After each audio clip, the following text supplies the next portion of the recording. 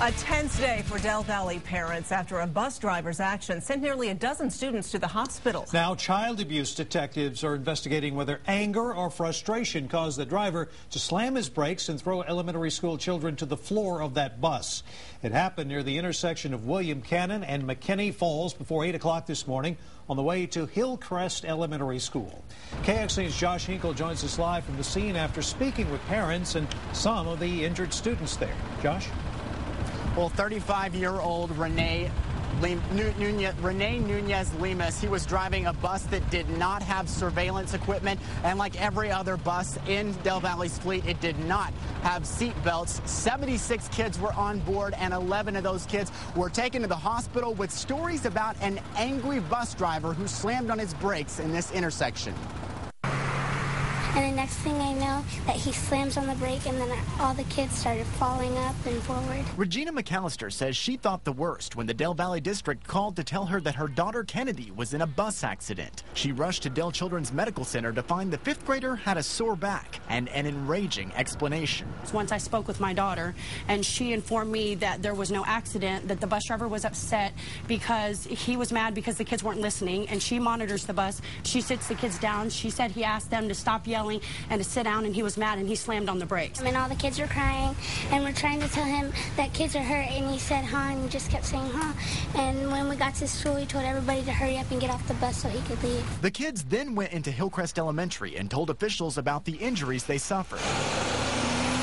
Ambulances soon arrived and transported 11 of those students to the hospital. By the time the children got to the school, there were quite a number of them complaining of neck and back pain. Dr. Pat Crocker says the kids were lucky. When the driver slammed on his brakes, the bus, which had no seatbelts to buckle, suddenly stopped, sending many students tumbling to the floor. Well, there's absolutely no question that seatbelts and child safety restraint seats save lives and prevent injuries. The district says it's researching school bus seatbelts for the future, but won't say much about the driver. He has been taken off the route for this afternoon's route until our and APD's investigation is completed. Some parents we spoke with are calling for the district to fire the man behind the wheel. I expect for the bus driver not to be there and for them to be more aware of what's going on the buses. You can't be in a situation like that. You need to find a different job and not put our kids' life in jeopardy.